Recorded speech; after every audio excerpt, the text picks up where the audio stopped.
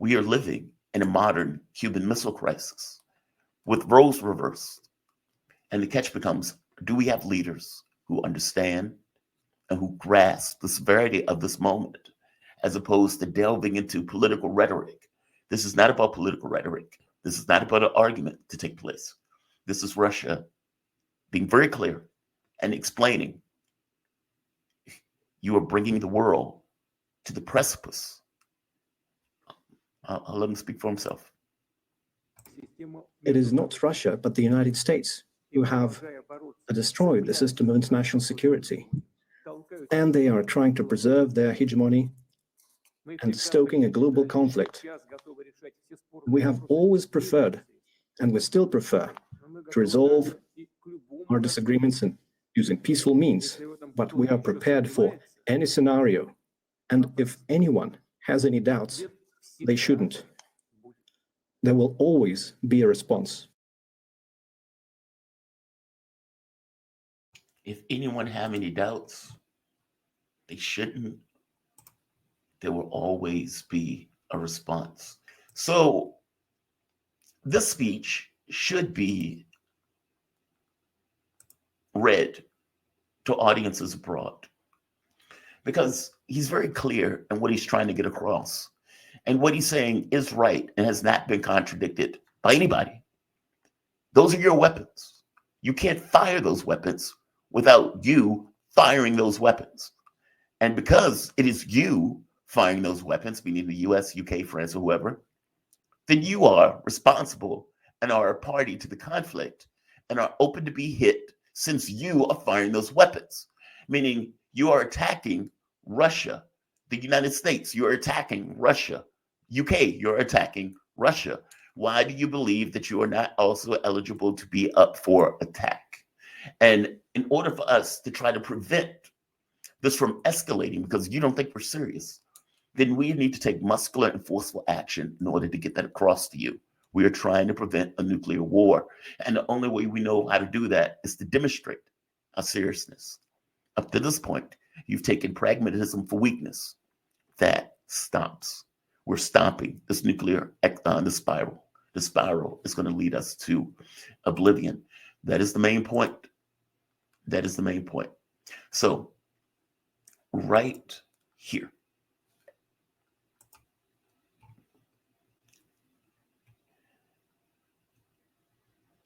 Here's the full text of Putin's speech. I would like to inform the military personnel of the Russian Federation, armed forces, citizens of our country, our friends across the globe, and those who persist in the illusion that a strategic defeat can be inflicted upon Russia about the events taking place today in the zone of the special military operation, specifically following the attacks on the Western long-range weapons against our territory.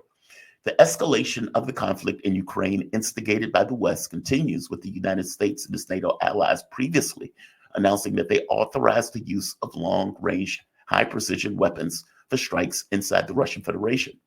Experts are well aware, and the Russian side has repeatedly highlighted, that the use of such weapons is not possible without the direct involvement of military experts from manufacturing nations.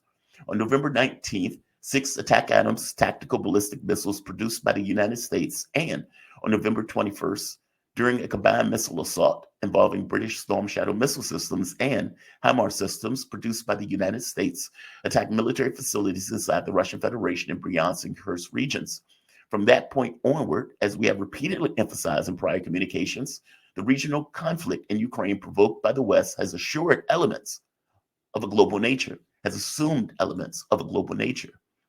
Our air defense systems successfully counteracted these incursions, preventing the enemy from achieving their apparent objectives. Their current objectives.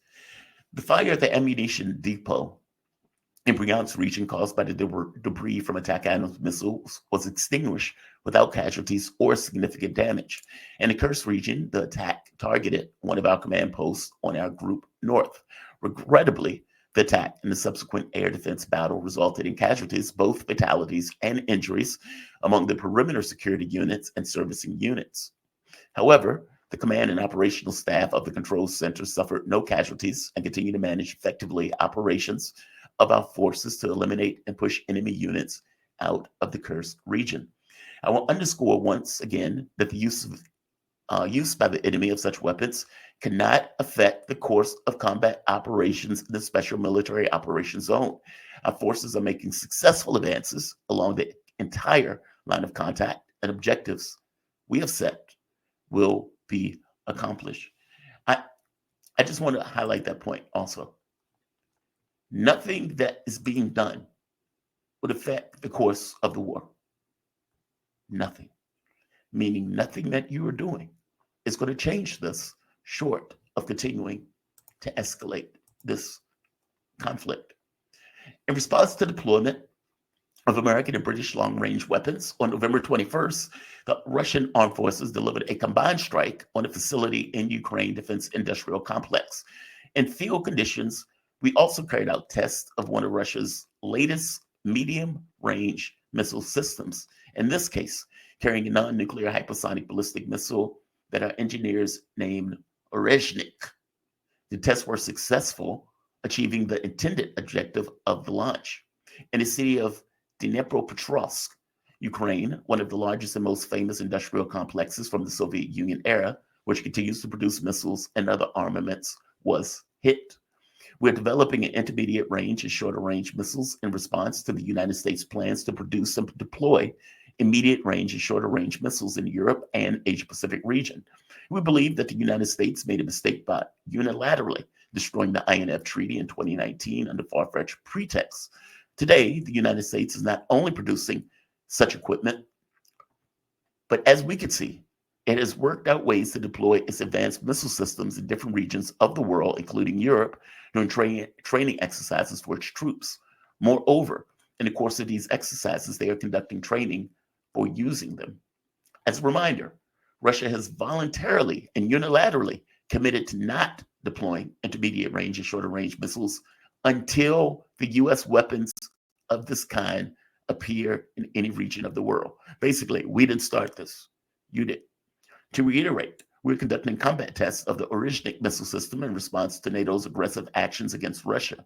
Our decision on further developments or deployments of intermediate range and shorter range missiles will depend on the actions of the United States and its satellites. We will determine the targets during further tests of our advanced missile systems based on the threats to the security of the Russian Federation. We consider ourselves entitled to use our weapons against military facilities of those countries that allow the use of weapons against our facilities, and in case of escalation of aggressive action, we will respond decisively in a mirror-like manner. I recommend that the ruling elites of these countries that are hatching plans to use their military contingents against Russia seriously consider this. I want to highlight that part. And I'll come back to it.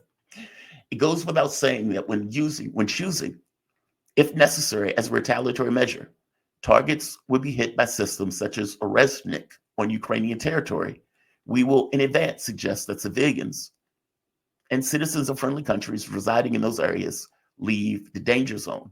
We will do so for humanitarian reasons, openly and publicly, without fear of countermeasures coming from the enemy who will also be receiving this information. Effectively, look, we will give you a heads up when we are about to hit an area. And we will give you a heads up because there's nothing you can do about the fact that we're going to hit that area, meaning you can't do anything about it. So yes, we will give you a heads up because we want you to move people out. We don't want people to die necessarily, but we will hit that area and you can't stop us from doing so, even when we give you prior warning. That is just balls, to put it mildly. Let's keep going. And he says, why without fear? Because there are no means of countering such weapons today. Missile attacks targeted at speeds of Mach 10, which is 2.5 to 3 kilometers per second. Air defense systems currently available in the world and missile defense systems being created by the Americans in Europe cannot intercept such missiles. It is impossible. I would like to emphasize once again that it was not Russia, but the United States that destroyed the international system. And by continuing to fight, cling to its hegemony, they are pushing the whole world to a global conflict. We have always preferred and are ready now to resolve any and all disputes by peaceful means, but we are also ready for any turn of events. If anyone still doubts this, make no mistake, there will always be a response. That is called clarity.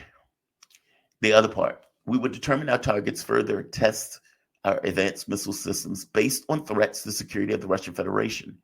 We consider ourselves entitled to use our weapons against military facilities of those countries that allow use of their weapons against our facilities, and in case an escalation of aggressive action. Effectively, Europe, the US, if you are using these systems to hit us, you are fair game, and we will choose our targets accordingly. That is a warning. And the question is, do they accept and do they understand that warning? Meaning, are they taking this with the seriousness and the gravity that it deserves? Well, one person from the US came out. This is, I want to get his name right, US Strategic Command Spokesman, Rear Admiral Thomas Buchanan. He effectively says, hey, we're ready for a war. We're ready. And we, in order to maintain control of the world,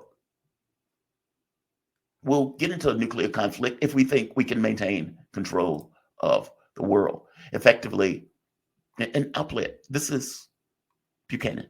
Just an outrageous comment in such a moment. I mean, the idea that you see that in your response is, well, we need to maintain hegemony, which is effectively what Putin said. You're doing this because you don't want to accept the fact that you lost. And this is your way of trying to maintain hegemony by continuing to escalate a losing war. Let's hear Buchanan. Talk about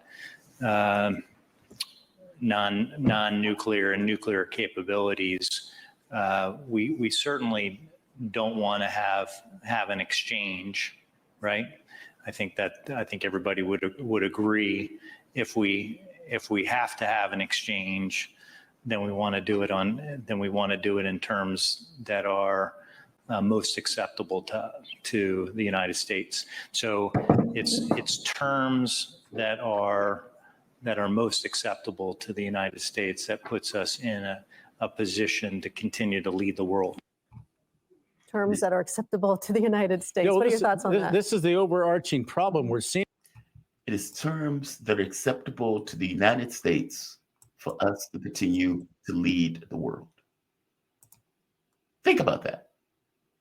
Think about that.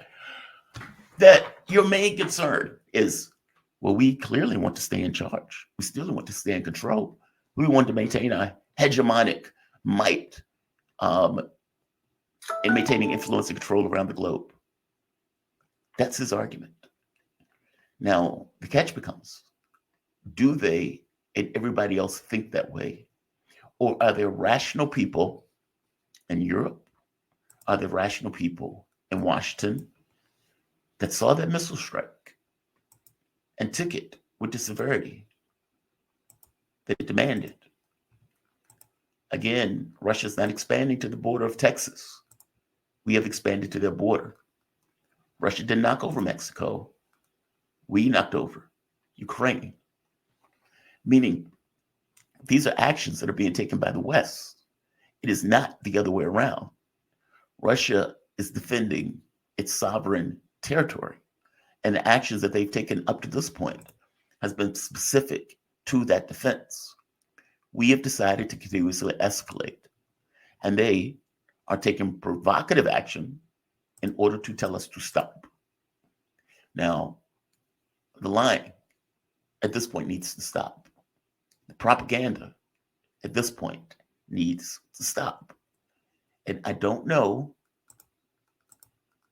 if they can accept the fact that the world is moving on from this hegemonic nonsense. I don't know if accepted that fact. Unless they want this to be Britain or Paris or Warsaw or Washington, D.C. They need to stop. This missile is capable of carrying a nuclear warhead also, which again was part of the point. Now, whether they fully grasp it or not, I don't know. And I would point out that this is the reason why Joe Biden lost. I would point out this is the reason in part why people chose Trump. One was talking about forever wars, and the other one pointedly kept saying, I'm going to end wars, not start them. Now, whether Trump was serious or not, I don't know. But I would say this is gravity. And I would even put something else up, pointing to Kiev and saying, hey, there's going to be a missile strike on Kiev, and having them close their embassies and everything else, thinking, oh my God, missiles are going to fall from the sky on top of Kiev. And then for it hit Dnipropetrovsk. Okay, well, why did that happen? Did the Russians just get it wrong about it hitting Kiev? No, it was a warning. We have the capability to do this. This is our example. And in the same way that we warned Kiev that this was going to hit next time, it will flatten the capital of Ukraine. Don't screw with us. Don't screw with us.